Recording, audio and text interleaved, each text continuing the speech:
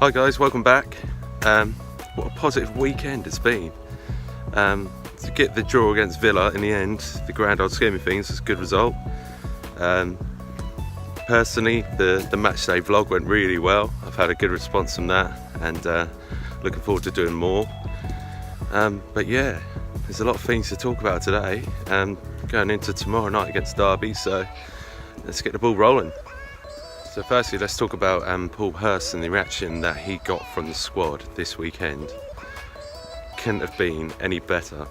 I mean, he had comments last week talking about how disappointed he was with the players, that wasn't the reaction he was expecting from them against Exeter. Against Aston Villa at the weekend, they absolutely bled for the badge. The players played out of their skin.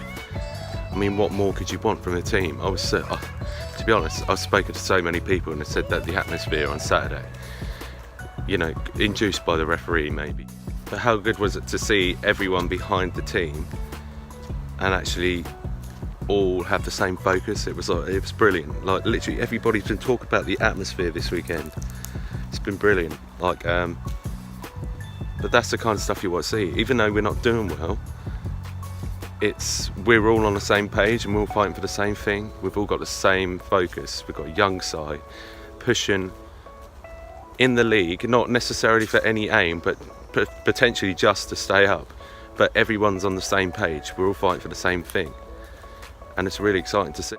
A few points we can pick up from last week was Donacien. A lot of people have been on his back for his performances previously, but he actually looked really good this weekend. He played out of his skin against Villa, and if he could do that every week, then we've got nothing to worry about with him. Chambers made some pre-match comments with regards to how Paul Hurst manages. I think a lot of people took those the wrong way. I think he's just been disappointed to the start of the season. Obviously, being the club captain as well, he'd like to think that he'd have some kind of kind of effect on the squad. But if you look at the squad compared to what he's been used to, we're looking at 9 different players that are being involved every week, and that would potentially mark down his value himself, his own personal view on how to get things done. We haven't won yet, so we haven't got that confidence boost, but I think Chambers still fully committed to the club. I don't think that's questionable, but on Saturday he played so well, and I don't think he's getting enough plaudits.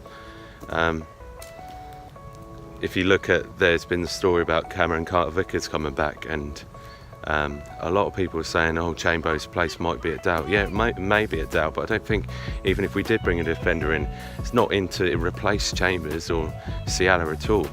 I think it's just to provide competition going forward, and that's what we need, competition. We don't want to have a squad of players that's going to start every week like we did under McCarthy. We want something to change. So going forward, yeah, I think we're in a good place. But yeah, with those players in particular have drawn some concerns from town fans. I think they played really well. What about the home debuts for Nolan, Nsiala and Jackson? I'd have to argue Nsiala got the corporate man of the match for the game. Whether that's official or not, that's another thing. But I'd argue Nolan had a really good game, and in my opinion, corporate-wise, he should have been man of the match. And there's other players like Edwards that stood out. But yeah, he worked hard in midfield. I think he done well. Nsiala looked just standard. I didn't really see anything that made him stand out for me. So, to be honest, my opinion on him is yet to be made. I think you need to see him for maybe 2, 3, maybe 4 games before you start making solid opinions about players. But apart from that, Jackson came on, he looked a bit fiery. But has he got what it takes? I don't know. We haven't really seen much. I mean, he scored in the Carling Cup or Carabao Cup, whatever you want to call it. But did he show his true colours in that game completely? Don't know. So excited to see what they're going to bring over the next few games. But early signs show that they're going to be quite good for us. So Nolan especially, I really enjoyed seeing him. A lot of town fans are raving about him at the moment, so let's see what he can bring in the next few weeks. I imagine they'll start, you know, actually getting settled and getting their feet on the ground, and we might actually see something more from them in the next few weeks. So nothing to worry about with the early signs. Something that does concern me is probably Theo Edun's red card. Let's put an argument out there, right? The ref potentially shouldn't have given that red card. 2 yellows equal a red. In Edun's case, both of his challenges were arguable fouls, but then at the same time they were arguably yellow cards. But what I'm saying is, was he a bit reckless doing it? You saw a lot of players putting in good challenges this weekend, and you'd argue that with his youth, is he ready to step up to the first team squad straight away? A lot of people say that he's ready, he looks really comfortable on the ball, but could that be misplaced for youth, what he can do with the ball? I mean, early signs at Portman Road on Saturday were that he was putting in good balls, doing good passes, but he did look to get weights off the ball quite easily. We can't really deny, like, you know, Portman Road a few weeks ago, he scored the winner in the final minute, but he didn't mean that either. So are we quick to jump to Edun as our scapegoat as such, putting him into the side because he can deliver anything? I'd argue that Sears, Ward and players like that might offer a slightly different avenue than Edun does. Let's just remember, he's only played 2 games for Fulham previous to coming on loan to town, and I'd say that he's getting more chance of a first team opportunity than players like Flynn Downs, etc., that could possibly make a bigger impact. So I'm arguing is he'll have a 1 game ban, won't he, from getting 2 yellows. My argument is Edun being thrown into the first team squad too early? That remains to be seen, in my opinion. So let's see how it goes going forward. There are any other news this week? We signed Jack Lancaster and Bailey Clements on pro deals. I don't know enough about either player, but I will say I saw Jack against West Ham in pre-season. I'm sure many of you did as well. And to be honest, he looked really good. He looked well up for the fight. I mean, as you probably would at that age, playing against West Ham. It's exciting to get onto the pitch and actually show the fans what you can do. But early signs is that they won't be used as impact subs or anything like that this season. I think the potential is to get them out on loan before the window closes. That remains to be seen, to be honest, so we'll see with them. So tomorrow night, football is back. After that solid performance at the weekend, we've got Derby away from home. I'm not going to blow our trumpet at all, but I was looking at today, we haven't lost at Pride Park since 2006. So we're talking 12 years of games against Derby. How about they're in the Premier League for 1 season? 12 years without a loss at Pride Park. Actually, my only away game I've ever seen where we've actually won was against Derby, ironically. There's a bit of history for you. I'm looking forward to it, to be honest.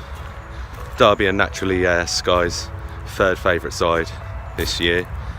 Sky have only decided to actually show all of Leeds, Aston Villa and Derby's matches this season. Ironically, Saturday wasn't on Sky for Aston Villa fans, but you know, wouldn't have stopped them. But to be honest, I have watched Derby's games this season, and they've got a good side there. But much like us, they've got a changed side. A lot of new players, a lot of new faces, potentially rebuilding after last season. So I don't really know what their aim is this year, but are they going to try and make the playoffs again? Because they've spent a lot of money and they really do need to make the playoffs. I mean, they bought Martin Waghorn, got Tom Lawrence. Just a few, just to name a few that they've snapped. Well, didn't snap Todd and Lawrence out of our hands, but Waghorn definitely. But, to be honest, I don't really know what to think. I'd argue Derby have got a similar situation to us at the moment. They've got Frank Lampard in. And that's what I was talking about. I don't really know what to think about their situation at the moment. They've got good players, they play good football. It just doesn't seem to be gelling at the moment. And, we could have the same argument. We're not completely gelling at the moment, but essentially we will at some point. We've shown positive signs though, whereas Derby scraped a victory against Reading, got smashed against Leeds, and then lost to what I'd say is probably a strong Millwall side at the weekend. So for Derby fans especially, I'd say it's a bit too early to make an assumption about what's going to happen under Lampard. But what I'd say is, in respect to Lampard against Paul Hurst, Paul Hurst has got 500 games in the bag. What has Lampard got? What does Lampard have to give to you? Nothing really, in my opinion. You'd say that from a manager's point of view, he doesn't have any experience at all.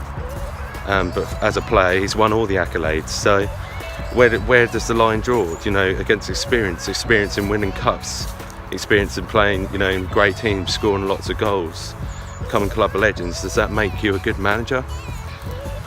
I think that there's a lot of arguments there, to be honest. But we'll see come tomorrow night.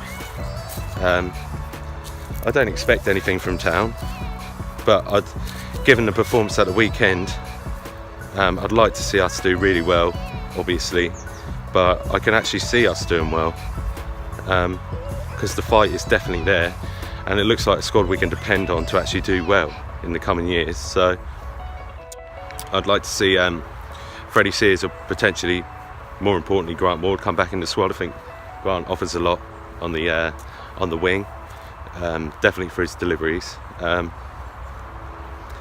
But yeah, I don't know really what to expect. I mean, we're only at 12:45 today, so Paul Hurst's press conference is at 1:30 today, so I can't really draw a conclusion about whether any players have got injuries. I know that Scouse and both Scouse and Nolan got knocks at the weekend, so whether or not they'll feature tomorrow night is another thing. So hopefully Town will get a good result.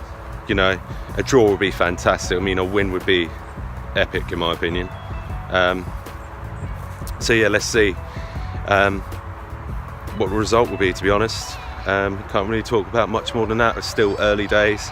I'm not expecting anything from the squad quite yet, until, like I say, everyone goes for the 10-game margin. I'm a 10-game person. I'll look at the squad, I'll assess the squad. After that, I'm no expert, it's just my opinion. But yeah, let's see. I'm hoping for a win, just like most of you are. I think we can do it tomorrow night, personally. From what I've seen in the last few games, we've gone down, we've gone up. We know what we're playing with now. Hopefully we can get a result. So yeah, I just wanted to say also thank you for all your support over the weekend. It means a lot. If you could just share, subscribe this, it would mean the world to me. And I'll bring some more content across the season. And just quickly before I go, I'm going to make a score prediction. I don't usually do this because it always comes out wrong, but tomorrow night I'm going to go for, and please don't hate me if this goes wrong, I'm going to go for a 2-1 victory to Ipswich Town. And hopefully come Tuesday night, 10 o'clock, we've got all 3 points. Come on, you Blues. Come on. Don't forget to follow me on Twitter at IpswichFanzone, and like, share and subscribe this video for more content. Up the Town.